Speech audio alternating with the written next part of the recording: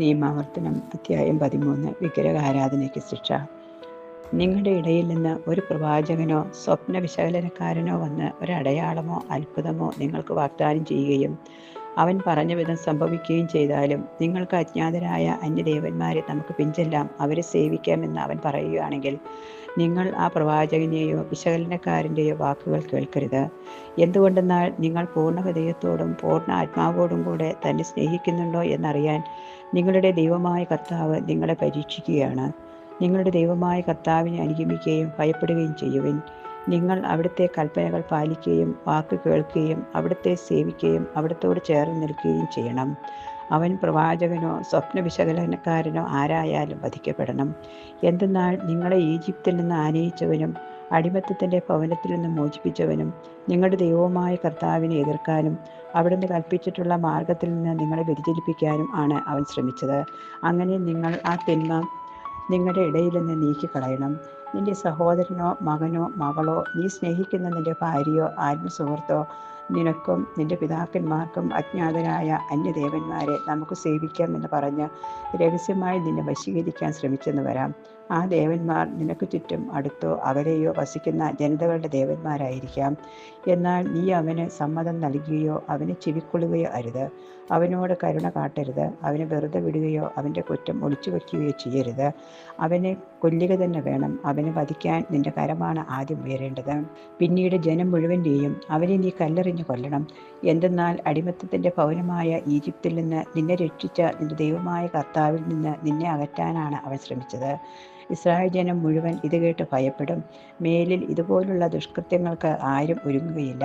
നിങ്ങൾക്ക് വസിക്കാൻ നിങ്ങളുടെ ദൈവമായ കർത്താവ് തന്നിരിക്കുന്ന പട്ടണങ്ങളിൽ ഏതിലെങ്കിലും നിങ്ങളുടെ ഇടയിൽ നിന്ന് പുറപ്പെട്ട ഹീനരായ മനുഷ്യർ ചെന്ന് നിങ്ങൾ അറിഞ്ഞിട്ടില്ലാത്ത അന്യദേവന്മാരെ സേവിക്കാമെന്ന് പറഞ്ഞ് പട്ടണ നിവാസികളെ വഴിതെറ്റിച്ചതായി കേട്ടാൽ അതിനെപ്പറ്റി അന്വേഷിക്കുകയും പരിശോധിക്കുകയും സൂക്ഷ്മമായി വിചാരണ നടത്തുകയും ചെയ്യണം. അങ്ങനെ ഒരു ഹീനകൃത്യം നിങ്ങളുടെ ഇടയിൽ സംഭവിച്ചുവെന്ന് തെളിഞ്ഞാൽ നിങ്ങൾ പട്ടണവാസികളെ മുഴുവൻ നിർദ്ദയം വാളിനിരയാക്കണം. ആ പട്ടണത്തിലെ സകല ജീവികളോടുകൂടെ നശിപ്പിക്കണം. അവിടെയുള്ള സമ്പത്തെല്ലാം പൊതുസ്ഥലത്ത് കൂട്ടിയിട്ട് ആ പട്ടണത്തോടൊപ്പം ദഹനബലിയായി നിന്റെ ദൈവമായ കർത്താവിന് അർപ്പിക്കണം. അത് എന്നേക്കും ഒരു നാശകൂമാരമായിരിക്കും. അത് വീണ്ടും പണിയപ്പെടരുത്. ശപിക്കപ്പെട്ട ആ വസ്തുക്കളിലൊന്നും എടുക്കരുത്. അപ്പോൾ കർത്താവ് തൻ്റെ ഉഗ്രകോപത്തിൽ നിന്ന് പിന്തിരിഞ്ഞ് നിങ്ങളോട് കരുണ കാണിക്കും. നിങ്ങളിൽ അനുകമ്പ തോന്നി നിങ്ങളുടെ പിതാക്കന്മാരോട് വാഗ്ദാനം ചെയ്തിട്ടുള്ളതുപോലെ നിങ്ങളെ അവിടുന്ന് വർദ്ധിപ്പിക്കും. അതിനുവേണ്ടി നിങ്ങളുടെ ദൈവമായ കർത്താവിൻ്റെ വാക്ക് കേൾക്കുകയും ഞാനിന്ന് നൽകുന്ന അവിടുത്തെ എല്ലാ കൽപ്പനകളും ശ്രദ്ധാപൂർവം പാലിക്കുകയും നിങ്ങളുടെ ദൈവമായ കർത്താവിൻ്റെ മുൻപിൽ നന്മ മാത്രം പ്രവർത്തിക്കുകയും ചെയ്യണം. അധ്യായം 14. വിലാപരീതി. നിങ്ങളുടെ ദൈവമായ കർത്താവിൻ്റെ മക്കളാണ് നിങ്ങൾ. മരിച്ചവരെ പ്രതി നിങ്ങളുടെ ശരീരം മുറിപ്പെടുത്തുകയോ ശിരസിൻ്റെ മുൻഭാഗം മുണ്ഡനം ചെയ്യുകയോ അരുത്. എന്തെന്നാൽ നിങ്ങളുടെ കർത്താവിൽ പരിശുദ്ധമായ ജനമാണ് നിങ്ങൾ. തൻ്റെ സ്വന്തം ജനമായിരിക്കാൻ വേണ്ടിയാണ് അവിടുന്ന് ഭൂമുഖത്തുള്ള മറ്റെല്ലാ ജനതകളിൽ നിന്നും നിങ്ങളെ പ്രത്യേകം തിരഞ്ഞെടുത്തത്. അശുദ്ധമായതൊന്നും ഭക്ഷിക്കരുത്. നിങ്ങൾക്ക് ഭക്ഷിക്കാവുന്ന മൃഗങ്ങൾ ഇവയാണ്: കാള, ചെമ്മരിയാട്, കോലാട്, പുള്ളിമാൻ, കലമാൻ, കടമാൻ, കാട്ടാട്, ചെറുമാൻ, കൗരിമാൻ, മലയാട്. ഇരട്ടക്കുളമ്പുള്ളവയും അയവിറക്കുന്നതുമായ എല്ലാ മൃഗങ്ങളെയും ഭക്ഷിക്കാം. എന്നാൽ അയവിറക്കുകയോ ഇരട്ടക്കുളമ്പുള്ളവയോ ആയ മൃഗങ്ങളിൽ ഒട്ടകം, മുയൽ, കുഴിമുയൽ എന്നിവയെ ഭക്ഷിക്കരുത്. അയവിറക്കുന്നവയെങ്കിലും ഇരട്ടക്കുളമ്പില്ലാത്തതുകൊണ്ട് അശുദ്ധമാണ്. പന്നി ഇരട്ടക്കുളമ്പുള്ളതാണെങ്കിലും അയവിറക്കാത്തതായാൽ അശുദ്ധമാണ്. അതിൻ്റെ മാംസം ഭക്ഷിക്കുകയോ അതിൻ്റെ ശവം സ്പർശിക്കുകയോ അരുത്. ജലജീവികളിൽ ചിറകും ചെതമ്പലും ഉള്ളവയെല്ലാം നിങ്ങൾക്ക് ഭക്ഷിക്കാം. എന്നാൽ ചിറകും ചെതമ്പലും ഇല്ലാത്തവയെ ഭക്ഷിക്കരുത്. അവ അശുദ്ധമാണ്. ശുദ്ധിയുള്ള എല്ലാ പക്ഷികളെയും ഭക്ഷിച്ചു കൊള്ളുവിൻ. നിങ്ങൾ ഭക്ഷിക്കരുതാത്ത പക്ഷികൾ ഇവയാണ്: എല്ലാ തരത്തിലും പെട്ട കഴുകൻ, ചെമ്പരുന്ത്, കരിമ്പരുന്ത്, ഗൃഡം, പ്രാപ്പിടിയൻ, പരുന്ത്, കാക്ക, ഒട്ടകപ്പക്ഷി, രാനത്ത്, കടൽപ്പാത്ത, ചെങ്ങാലിപ്പരുന്ത്, കൂമൻ, അരയന്നം, ഞാറപ്പക്ഷി, കരിങ്കഴുകൻ, നീർക്കാക്ക, കൊക്ക്, എരണ്ട, കാട്ടുകോഴി, നരിച്ചീർ. ചിറകുള്ള പ്രാണികളെല്ലാം അശുദ്ധമാണ്. അവ ഭക്ഷിക്കരുത്. ശുദ്ധിയുള്ള പറവകളെല്ലാം നിങ്ങൾക്ക് ഭക്ഷിക്കാം. തനിയെ ചത്ത ഒന്നിനെയും ഭക്ഷിക്കരുത്. അത് നിങ്ങളുടെ പട്ടണത്തിൽ താമസിക്കാൻ വരുന്ന അന്യന് ഭക്ഷിക്കാൻ കൊടുക്കുകയോ ഏതെങ്കിലും പരദേശിക്ക് വിൽക്കുകയോ ചെയ്യുക. എന്തെന്നാൽ നിങ്ങൾ നിങ്ങളുടെ ദൈവമായ കർത്താവിൻ്റെ വിശുദ്ധ ജനമത്രേ. ആട്ടിൻകുട്ടിയെ അതിൻ്റെ തള്ളയുടെ പാലിൽ പാകം ചെയ്യരുത്. വർഷം തോറും നിന്റെ വയലിലെ സകല ഫലങ്ങളുടെയും ദശാംശം മാറ്റിവെക്കണം. നിന്റെ ദൈവമായ കർത്താവ് തൻ്റെ നാമം സ്ഥാപിക്കുന്നതിന് തിരഞ്ഞെടുക്കുന്ന സ്ഥലത്ത് അവിടുത്തെ മുന്നിൽ വെച്ച് നിന്റെ ധാന്യങ്ങളുടെയും വീഞ്ഞിൻ്റെയും എണ്ണയുടെയും ദശാംശവും ആടുമാടുകളുടെ കടിഞ്ഞൂലും നീ ഭക്ഷിക്കണം. നീ അവിടുത്തെ സദാ ഭയപ്പെടാൻ പഠിക്കുന്നതിന് വേണ്ടിയാണിത്. ദൈവമായ കർത്താവ് തൻ്റെ നാമം സ്ഥാപിക്കാൻ തിരഞ്ഞെടുത്ത സ്ഥലം നിനക്ക് ദശാംശം കൊണ്ടുപോകാൻ സാധിക്കാത്തത്ര ദൂരെയാണെങ്കിൽ നീ സമർത്ഥമായി അനുഗ്രഹിക്കപ്പെടുമ്പോൾ ആ ഫലങ്ങൾ വിറ്റ് പണമാക്കി അവിടുന്ന് തിരഞ്ഞെടുത്തിരിക്കുന്ന സ്ഥലത്തേക്ക് പോകണം. അവിടെ വെച്ച് ആ പണം കൊണ്ട് നിനക്ക് ഇഷ്ടമുള്ള കാളയോ ആടുകളോ വീഞ്ഞോ ശക്തിയുള്ള ലഹരി പാനീയമോ മറ്റെന്തെങ്കിലുമോ വാങ്ങാം. നിന്റെ ദൈവമായ കർത്താവിൻ്റെ മുൻപിൽ വെച്ച് ഭക്ഷിച്ച് നീയും നിന്റെ കുടുംബാംഗങ്ങളും ആഹ്ലാദിക്കുവിൻ. നിന്റെ പട്ടണത്തിൽ താമസിക്കുന്ന ലേവ്യരെ അവഗണിക്കരുത്. എന്തെന്നാൽ നിനക്കുള്ളതുപോലെ ഓഹരിയോ അവകാശമോ അവർക്കില്ല. ഓരോ 3 വർഷത്തിൻ്റെയും അവസാനം ആ കൊല്ലം നിനക്ക് ലഭിച്ച ഫലങ്ങളുടെയും ദശാംശം കൊണ്ടുവന്ന് നിന്റെ പട്ടണത്തിൽ സൂക്ഷിക്കണം. നിന്റെ പട്ടണത്തിൽ താമസിക്കുന്ന നിനക്കുള്ളതുപോലെ ഓഹരിയും അവകാശവുമില്ലാത്ത ലേവ്യരും പരദേശികളും അനാഥരും വിധവകളും വന്ന് അവ ഭക്ഷിച്ച് തൃപ്തി അടയട്ടെ. അപ്പോൾ നിന്റെ ദൈവമായ കർത്താവ് എല്ലാ പ്രവൃത്തികളിലും നിന്നെ അനുഗ്രഹിക്കും. അധ്യായം 15. സാപത്ത് വർഷം. ഓരോ 7 വർഷം തികയുമ്പോഴും ഋണമോചനം നൽകണം. മോചനത്തിൻ്റെ രീതി ഇതാണ്. ആരെങ്കിലും അയൽക്കാരന് കടം കൊടുത്തിട്ടുണ്ടെങ്കിൽ അത് ഇളവ് ചെയ്യണം. അയൽക്കാരിൽ നിന്നോ സഹോദരനിൽ നിന്നോ ഇത് ഈടാക്കരുത്. എന്തെന്നാൽ കർത്താവിൻ്റെ മോചനം പ്രഖ്യാപിക്കപ്പെട്ടിരിക്കുന്നു. വിദേശീയരിൽ നിന്ന് കടം ഈടാക്കിക്കൊള്ളുക. എന്നാൽ നിൻ്റേത് എന്തെങ്കിലും നിന്റെ സഹോദരൻ്റെ കൈവശമുണ്ടെങ്കിൽ അത് ഇളവ് ചെയ്യണം. നിങ്ങളുടെ ഇടയിൽ ദരിദ്രർ ഉണ്ടായിരിക്കുകയില്ല. എന്തെന്നാൽ നിങ്ങളുടെ ദൈവമായ കർത്താവ് നിങ്ങൾക്ക് അവകാശമായി തരുന്ന ദേശത്ത് നിങ്ങൾ അവിടുത്തെ വാക്ക് കേൾക്കുകയും ഞാൻ ഇന്ന് നൽകുന്ന അവിടുത്തെ കൽപ്പനകളെല്ലാം ശ്രദ്ധാപൂർവ്വം പാലിക്കുകയും ചെയ്താൽ അവിടുന്ന് നിങ്ങളെ സമർത്ഥമായി അനുഗ്രഹിക്കും. നിങ്ങളുടെ ദൈവമായ കർത്താവ് തൻ്റെ വാഗ്ദാനമനുസരിച്ച് നിങ്ങളെ അനുഗ്രഹിക്കും. നിങ്ങൾ അനേകം ജനതകൾക്ക് കടം കൊടുക്കും. നിങ്ങൾ ഒന്നും കടം വാങ്ങുകയില്ല. നിങ്ങൾ അനേകം ജനതകളെ ഭരിക്കും. നിങ്ങളെ ആരും ഭരിക്കുകയില്ല. നിങ്ങളുടെ ദൈവമായ കർത്താവ് നിങ്ങൾക്ക് നൽകുന്ന ദേശത്തെ പട്ടണങ്ങളിൽ ഏതെങ്കിലും ഒരു സഹോദരൻ ദരിദ്രനായിട്ടുണ്ടെങ്കിൽ നീ നിന്റെ ഹൃദയം കഠിനമാക്കുകയോ അവന് സഹായം നിരസിക്കുകയോ അരുത്. അവന് ആവശ്യമുള്ളത് എന്തു തന്നെ ആയാലും ഉദാരമായി വായ്പ കൊടുക്കണം. ഭോജനത്തിൻ്റെ വർഷമായ 7-ാം വർഷം അടുത്തിരിക്കുന്നുവെന്ന് നിന്റെ ദുഷ്ടഹൃദയത്തിൽ ചിന്തിച്ച് ദരിദ്രനായ സഹോദരന് നിഷ്കരണം വീക്ഷിക്കുകയും അവന് ഒന്നും കൊടുക്കാതിരിക്കുകയും അരുത്. അവൻ നിനക്കെതിരായി കർത്താവിൻ്റെ സന്നിധിയിൽ നിലവിളിക്കുകയും അങ്ങനെ അത് നിനക്ക് പാപമായി തീരുകയും ചെയ്യാതിരിക്കാൻ സൂക്ഷിച്ചുകൊള്ളുക. നീ അവന് ഉദാരമായി കടം കൊടുക്കണം. അതിൽ ഖേദിക്കരുത്. നിന്റെ ദൈവമായ കർത്താവ് നീ ചെയ്യുന്ന എല്ലാ ജോലികളിലും നീ ആരംഭിക്കുന്ന എല്ലാ പ്രവൃത്തികളിലും നിന്നെ അനുഗ്രഹിക്കും. ഭൂമിയിൽ ദരിദ്രർ എന്നും ഉണ്ടായിരിക്കും. ആകയാൽ നിന്റെ നാട്ടിൽ വസിക്കുന്ന അഗതിയും ദരിദ്രനുമായ നിന്റെ സഹോദരന് വേണ്ടി കൈയയച്ചു കൊടുക്കുക എന്ന് ഞാൻ നിന്നോട് കൽപ്പിക്കുന്നു. നിന്റെ ഹെബ്രായ സഹോദരനോ സഹോദരിയോ നിനക്ക് വിൽക്കപ്പെടുകയും നിന്നെ 6 വർഷം സേവിക്കുകയും ചെയ്താൽ 7-ാം വർഷം ആ ആൾക്ക് സ്വാതന്ത്ര്യം നൽകണം. സ്വാതന്ത്ര്യം നൽകി അയക്കുമ്പോൾ വെറും കൈയോടെ വിടരുത്. നിന്റെ ആട്ടിൻപറ്റത്തിൽ നിന്നും മെതിക്കളത്തിൽ നിന്നും മുന്തിരിച്ചക്കിൽ നിന്നും അവന് ഉദാരമായി നൽകണം. നിന്റെ ദൈവമായ കർത്താവ് നിനക്ക് നൽകിയ ദാനങ്ങൾക്കനുസരിച്ച് നീ അവന് കൊടുക്കണം. നീ ഒരിക്കൽ ഈജിപ്തിൽ അടിമയായിരുന്നുവെന്നും നിന്റെ ദൈവമായ കർത്താവാണ് നിന്നെ രക്ഷിച്ചതെന്നും ഓർക്കണം. അതിനാലാണ് ഇന്ന് ഞാൻ നിന്നോട് ഈ കാര്യം കൽപ്പിക്കുന്നത്. എന്നാൽ അവൻ നിന്നെയും നിന്റെ കുടുംബത്തെയും സ്നേഹിക്കുകയും നിന്നോടുകൂടെ താമസിക്കാൻ ഇഷ്ടപ്പെടുകയും ചെയ്യുന്നതുകൊണ്ട് ഞാൻ നിന്നെ പിരിഞ്ഞു പോവുകയില്ല എന്ന് പറഞ്ഞാൽ അവനെ ഭവനവാതിൽക്കൽ കൊണ്ടുവന്ന് ഒരു തോൽ സൂചി കൊണ്ട് നീ അവൻ്റെ കാത് തുളയ്ക്കണം.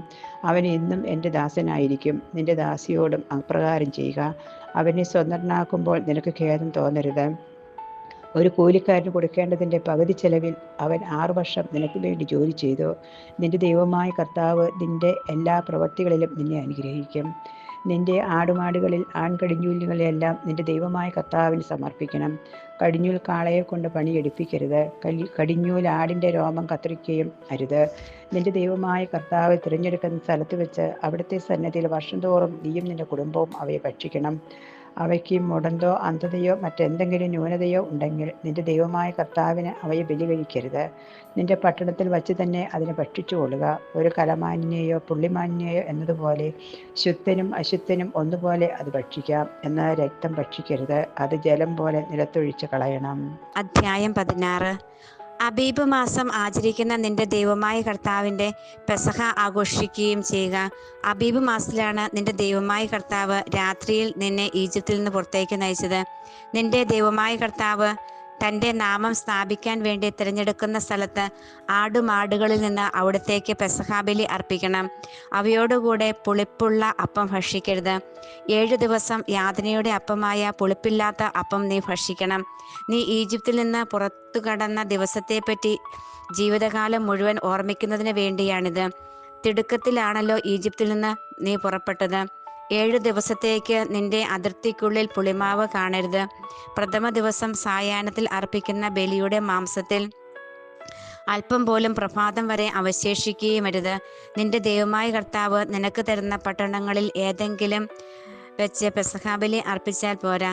നിന്റെ ദൈവമായ കർത്താവ് തൻ്റെ നാമം സ്ഥാപിക്കുന്നതിന് വേണ്ടി തിരഞ്ഞെടുത്ത സ്ഥലത്ത് വെച്ച് നിങ്ങൾ ഈജിപ്തിൽ നിന്ന് പുറപ്പെട്ട സമയത്ത് പെസഹാബലി അർപ്പിക്കണം.